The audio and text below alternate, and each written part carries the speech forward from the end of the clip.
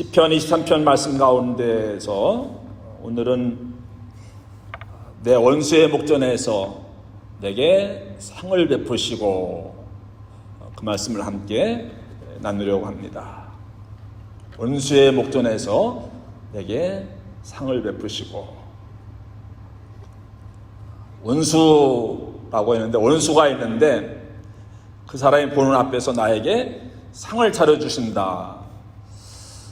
지금 양 이야기를 하고 있는 거잖아요. 시편 23편이니까. 그럼 양의 원수는 누굴까요? 일이나 늑대, 또 오늘 함께 살펴보게 되겠습니다만 뱀, 뭐 이런 것들 아니겠습니까? 그러니까 한가로이 푸른 초장에서 꼴을 뜯고 있는 그런 양의 모습만 생각하는데, 그런데 보이지 않는 곳에 무엇이 도사리고 있는 겁니까? 저 멀리서 왔다 갔다 하고 있는 것이 있는데 바로 일이나 늑대나 또는 하예나 또는 곰, 다윗이 양을 보호하기 위해서 곰과 싸우지 않았습니까? 이런 것들 이야기하는 겁니다. 우리가 생각하는 떠오르는 그 사람, 그 원수가 아니고 오늘 본문에서는 양의 원수를 이야기하는 것이죠.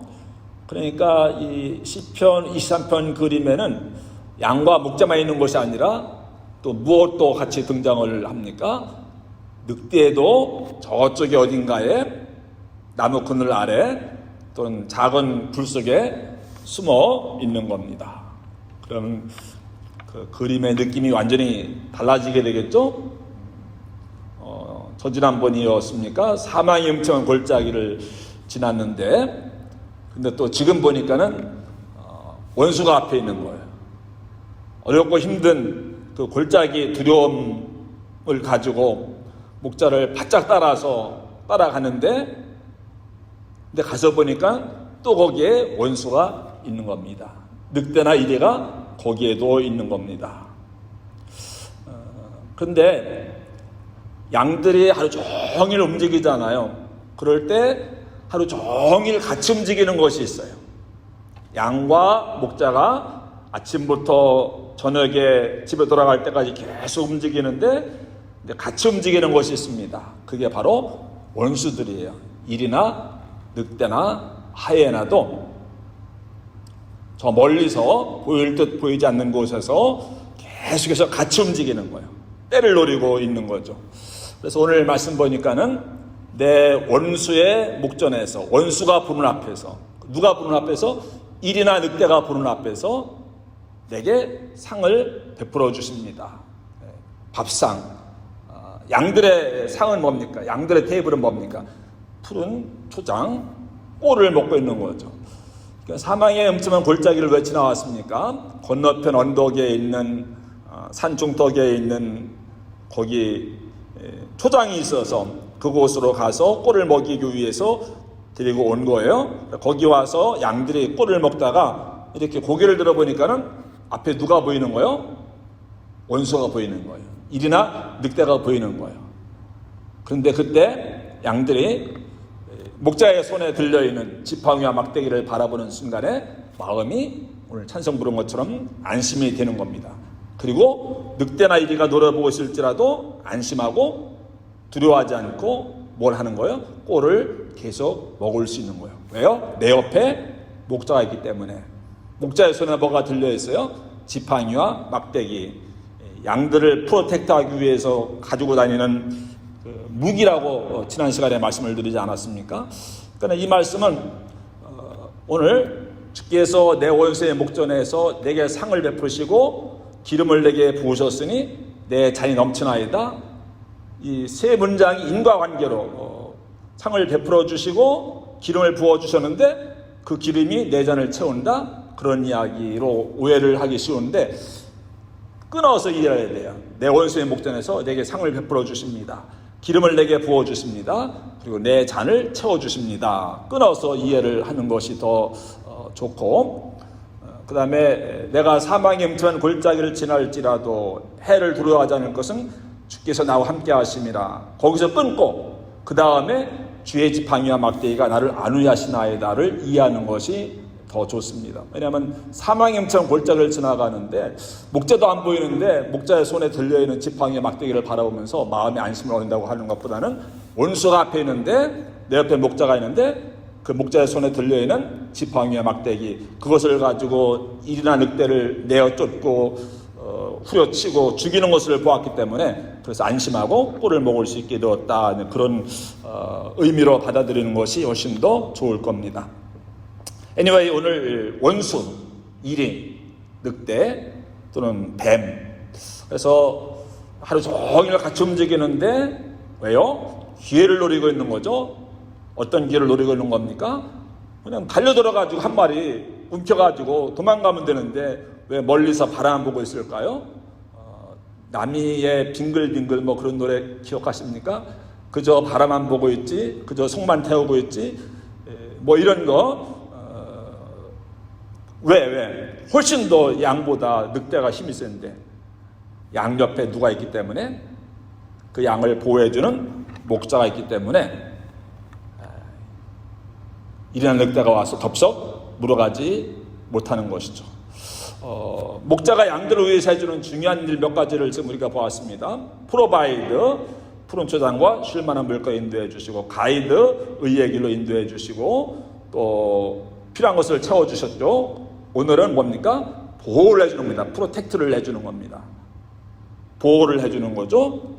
안전하게 지켜주는 거죠. 이것이 목자가 양을 위해서 해주는 가장 중요한 일들인데, 그러기 위해서 늘 목자의 손에는 지팡이와 막대기가 떠나지 않죠. 지팡이는 뭐예요? 가까이 왔을 때 뭐 2m, 3m 목자와 맞짱 뜰 수 있는 그런 거리에 왔을 때 긴 지팡이를 가지고 후려 갈기면은 놀래서 도망가거나 뭐 이렇게 하겠죠. 근데 뭐 5m, 10m 이렇게 더 가까이 왔을 때는, 좀 가까이 왔을 때는 막대기를 던져가지고 놀래켜가지고서 도망을 가게 만드는 거죠. 도망가면 또 그 막대기 주워가지고 다니고, 근데 저만큼 저 멀리 떨어져서 100m, 200m, 심지어는 1km 저 멀리서 양이 이리가 어슬렁어슬렁거리는 것을 보면 그때 목자는 어떻게 합니까? 그냥 내버려 둡니까? 가까이 다가올 때까지 가만히 기다리고 있다가 가까이 다가오면 비로소 내어 쫓습니까? 아니, 아예 근처에도 오지 못하도록, 어슬렁거리지 못하도록 멀리 있을 때에도 목자가 어떻게 합니까? 물매를 던지는 거예요. 물매. 이 진짜 물매는 진짜 전쟁에서 사용하는 무기였습니다. 물맷돌 부대가 있지 않았습니까? 베냐민 지파의 물맷돌 부대도 있었고, 아시리아 군대, 또 그리스 군대, 구대 시대에는, 구약 시대에는 이 물매가 중요한 무기였습니다. 다 칼 가지고 싸우는 게 아니에요. 다 창 가지고 싸우는 게 아니고, 여러분 예루살렘 성 무너뜨리고 뭐 이렇게 했던 것들, 라기스 성 무너뜨리고 할 때 보면요, 외국에서 그 멀리 시리아 뭐 이런 데서 와가지고, 아시리아에서 와가지고서 물매를 가지고 던져. 이게 무기예요. 근데 성이 무너져요. 근데 바로 다윗이 이런 물맷돌 실력을 끊임없이 갈고 닦았던 것이죠. 그 양들이 쉴 때에도 목자인 다윗은 쉬지 않고, 뭐 나무 그늘에서 피 불고 뭐 이렇게 낮잠 자고 그런 게 아니죠. 끊임없이 돌 던지는, 물매 던지는 실력을 갈고 닦았다는 거죠. 목자들에게 꼭 있어야 될 것, 지팡이와 막대기인데 거기에 하나가 더 있으면 더 좋은 것이 있는데 바로 물매라고 하는 거예요. 한 마리 양이라도 절대로 이리에게 빼앗기지 않기 위해서, 양들을 더 잘 보호하기 위해서 바로 다윗이 끊임없이 물매 던지는 연습을 했던 겁니다. 그런 실력이 있었기 때문에 양들을 보호하기 위해서 갈고 닦았던 그 실력을 가지고 나중에는 골리앗과 대결할 때 나라와 민족을 구하는데 쓰임받지 않습니까? 그래서 이제 유대인들은, 랍비들은 왜 이 다윗을 하나님이 사용했느냐, 가만히 보니까는 다윗이 자기 양떼들을 너무 잘 돌보는 거예요.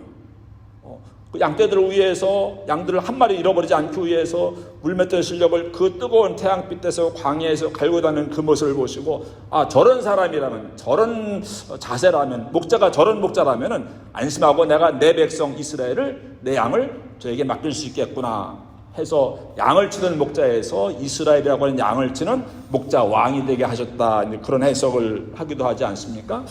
그래서 우연치 않게 그러니까 자기 양을 보호하기 위해서 갈고 닦았던 실력인데 그것을 가지고 나라와 민족을 구하지 않았습니까? 오늘 그 물매, 멀리 있을 때는 물매를 던지는 거예요. 200m, 250m까지도 정확하게 이 물매를 가지고 쓰러뜨릴 수 있고 적군을, 그런 것이 바로 강력한 무기 물매입니다. 그것을 바라보면서 그것을 가지고 늘 일이나 늑대 내어 쫓고 하는 것을 보았기 때문에 아주 어렸을 때부터, 그러니까 주의 지팡이의 막대기를 바라보면서 마음에 안심이 되는 거예요. 하나님이 내 목자가 나를 지켜주겠구나. 그래서 걱정 없이 내 앞에 원수가 있을지라도, 늑대가 있을지라도 그냥 꼴을 먹는 거예요. 그 이야기에 내 원수의 목전에서. 목자가 옆에 없으면요, 절대로 거기서 지금 물려갈 수도 있는데, 그런 상황인데, 사느냐 죽느냐 이런 문제인데, 근데 목자가 옆에 있으니까 안심하고 꼴을 먹는다는 그런 이야기입니다. 오늘 말씀, 내 원수의 목전에서 내게 상을 베푸시고. 내 옆에 누가 있어요? 목자가 있어요. 내 앞에 누가 있어요? 원수가 있는 거예요. 이게 우리 살아가는 삶의 현실입니다. 내 옆에 목자가 있지만은 내 앞에 동시에 나를 힘들게 하는 어떤 영적인 세력, 또는 나를 괴롭히고 나를 넘어뜨리려고 하는 어떤 그 무엇, 내가 원수로 생각하는 그 무엇, 그것이 있는 거예요. 반대로 내 앞에 원수가 있지만은 그러나 또 무엇이 있는 거예요? 내 옆에는 목자가 있는 거예요. 그러니까 안심할 수 있는 거예요. 교회 안에서는 할렐루야 아멘이죠. 예수님 계시죠? 목자가 계시죠? 교회 문을 열고 나가면 누가 기다리고 있을까요? 여지없이 원수가, 일이나 늑대가 기다리고 있는 겁니다. 주일날 은혜 받았어요. 예배 잘 드리고 월요일날 직장에 가거나 비즈니스 하러 나가거나 사회로 나가면 거기에 누가 기다리고 있는 거예요? 원수가 기다리고 있는 거예요. 사탄 마귀가 기다리고 있는 거예요. 우리를 넘어뜨리려고 하는 그런 세력이, 그런 무엇인가가 거기서 우리를 기다리고 있지 않습니까? 교회에서 예배 잘 드렸어요. 사탄이 절대로 이곳은 출입금지 구역 아닙니까? 근데 예배 끝나고 집에 갔어요. 집에 가면은 거기에 누가 기다리고 있을까요? 원수가 기다리고 있는 겁니다. 사탄 마귀가 기다리고 있는 겁니다. 예. 양이 움직일 때 하루 종일 같이 움직이는 거예요. 하루 종일 목자이신 예수님이 내 옆에 계시지만 하루 종일 또한 동시에 일어나는 때도 같이 움직여요. 이게 영적인 전쟁이에요. 근데 불행하게도 양의 눈에는 원수가 잘 안 보여요. 보이는 경우가 거의 없어요. 이런 늑대가 안 보이는 거예요. 시력이 너무 약하니까 15m 이상은 잘 안 보이니까는 그냥 없는가 보다. 절대로 그런 것이 아니죠. 우리가 그런 식으로 살아갈 때가 얼마나 많이 있습니까? 내 원수의 목전에서 내게 상을 차려주시오. 아이러니한 것은 내가 늘 예수님과 동행하고 예수님 또 나와 늘 함께 계시고 동행하시고 나를 지켜주시지만은 또 동시에 늘 나와 동행하는 표현이 그렇습니다. 나와 동행하는 것이 있는데 사탄 마귀라고 하는 거예요. 내 원수의 목전에서, 원수가. 근데 내 옆에 누가 있어요? 목자가 있는 거예요. 그렇기 때문에 우리가 안심을 할 수 있는 것이고, 또 그렇기 때문에 우리의 정신을 바짝 차려야 되는 거예요. 이 양들을 가장 많이 위협하는 것이, 또 잡아먹는 것이, 그 베두인들에게는 광야에서는 늑대들이에요. 늑대. 겨울철에는 늑대들도 사냥할 것이 없으니까는 그 베두인 집에 이제 양우리에 다 모아놓고 겨울 지나야 되잖아요. 그러면 한 마리씩 없어지는 거예요. 목자는 너무 그것이 속이 상한 거예요. 아침에 일어나자마자 가서 확인하는 것이 뭡니까? 양들이 다 무사하게 잘 있나. 한 마리 없어졌어요. 그럼 너무 막 분노해가지고 그 늑대 찾아서 막 다니는 겁니다. 그냥 두면은 또 늑대가 와서 또 한 마리 물어가고. 그럼 한겨울 지나면서 또 5마리, 10마리가 없어질 수도 있어요. 없어지는 것도 문제지만 너무 가슴이 아픈 거예요. 그래서 막 치를 떨고, 그러면 여러 이제 베두인들이, 목자들이, 동네 사람들이 같이 이제 늑대 사냥을 가는 거죠. 그리고 늑대는 천적이 없어요. 호랑이나 사자 빼놓고, 인간 빼놓고는 천적이 없어요. 그러니까 내버려두면은 이건 무한대로 불어나는 거예요. 그 양들은 다 물러갈 수밖에 없는 거예요. 그러니까는 이 늑대와의 전쟁이라고 할 수 있겠죠. 근데 늑대는 엄청 이 지혜로워 가지고서 잘 잡을 수가 없다고 하는 그런 글도 읽었습니다. 근데 그런 늑대 밤에 꼭 물어가요. 밤에 목자도 자야 되니까 그 양들만 있으니까는 그러니까 밤이 가장 위험한 거예요. 밤이 어떤 영적인 밤, 어두운 밤, 인생의 어두운 밤 지나갈 때 밤에 사탄은 악한 영들은 꼭 밤에 어두운 밤에 영적인 어두운 밤에 영혼의 어두운 밤에 역사를 하지 않습니까? 제일 위험할 때가 밤이라고 하는 거예요. 밤. 그래서 목자들은 잠을 잘 때에도 들에서 이제 광야에서 양을 치다가 잘 때에도 한쪽 눈만 감고 잔다는 그런 이야기 있어요. 두 눈 다 감고 자면은 다 물려가는 거예요. 그렇기 때문에 목자들의 수직 가운데 하나는 목자는 잠을 잘 때도 한쪽 눈은 뜨고 자야 된다. 그래서 시편 121편에 보면은 졸지도 아니하시고 주무시지도 않고 지켜주신 하나님. 거기 보면 내 영혼을 지키시고 너를 지키시고 지키라는 단어가 시편 121편에 어떤 말씀인지 알죠? 내가 산을 향하여 눈을 돌리라. 나의 도움이 어디서 올고 나의 도움이 천지를 지으신 여호와께서로다. 그 말씀에 보면 지키다, 샤마르라는 단어가 6번이나 나와요. 이 단어는 정확하게 목자가 양을 지킬 때 워치오버할 때 쓰는 그 단어입니다. 그러니까 하나님이 누구처럼 목자가 양을 지켜주듯이 하나님 우리를 지켜주신다는 그런 의미예요. 그러니까 목자가 양을 지키기 위해서는 양들은 잠을 자도 목자는 잠을 자면 안 되는 거예요. 잠을 푹 잘 수가 없어요. 그래서 하나님이 그렇게 우리가 잠을 잘 동안에도 우리를 지켜주신다. 그러니까 오늘도 우리가 지금 이 아침에 나와서 예배드릴 수 있는 것이고 지금까지 하나님의 은혜로 우리가 살아온 것이 아니겠습니까? 또 목자들은 양들을 지키기 위해서 문에서 자요. 문이 뭐 이런 열고 닫고 하는 문이 아니잖아요. 그냥 오픈되어진 문이잖아요. 이 당시에는. 그러면 이제 밤에 양들이 다 잠을 자요. 우리 안에서. 그러면 이리가 올 거 아니에요. 담 넘어옵니까? 담 넘어오지 못하고 높은 돌담을 쌓고 뭐 이렇게 하지 않았습니까? 그럼 문으로 들어올 수밖에 없어요. 그러니까는 문에서 목자가 자는 거예요. 양을 지키기 위해서. 그게 이제 목자. 하나님이 우리를 그렇게 지켜주신다라고 하는 그런 말씀을 하고 있는 거죠. 무슨 이야기죠? 어느 목사님이 비몽사몽간에 새벽기도 나와서 비몽사몽간에 기도하는데 하나님 지난밤에도 평안에 주무셨습니까? 그러니까는 하나님께서 한숨도 못 잤단다. 아니 무슨 일 있으세요? 너를 지켜주느라고 나는 자지 못했단다. 그런 말씀처럼 양이 잠을 자도 목자는 자지 못하는 것이 목자더라고요. 하루 24시간 늘 우리 곁에서 우리를 지켜주시는 하나님. 우리 가정 못 지키잖아요. 우리 자녀 우리가 못 지키잖아요. 우리 교회 우리가 못 지키잖아요. 우리 건강 우리가 못 지키잖아요. 하나님이 지켜주셔야 안전하고 평안한 그런 가정, 또 그런 자녀들. 사탄이 이제 우리 안에 들어오면은 사탄이 교회 문지방 안에 들어오고 우리 집에 문지방 안에 들어오고 사업하는 곳에 들어오고 사탄이 손을 대면 그때부터 문제가 생기는 거잖아요. 목자가 지켜주고 또 목자 옆에 내가 있고 우리 코로나 광야를 지나가는 건 오늘 시편 91편 말씀 얼마나 힘이 됩니까? 재앙이 내 장막에 이르지 못하며 수천 수만 명이 내 옆에서 엎드러질지라도 내가 너를 지켜줄 것이다. 은혜의 그늘 아래 너를 보호해 줄 것이다. 마치 출애굽할 때 패스오버하는 그것처럼 다른 사람은 다 재앙을 만나고 다 죽어나가고 했는데 그 보혈, 피를 바른 그 가정은 그 집은 사탄이 죽음의 천사가 들어가지 못했던 것처럼 하나님의 보호를 받으려면 정말 우리가 예수님의 보혈로 덮여 있어야 되고 우리 교회도 마찬가지고 여러분의 가정도 마찬가지고 자녀들도 마찬가지고 주님의 보혈로 덮어주시옵소서.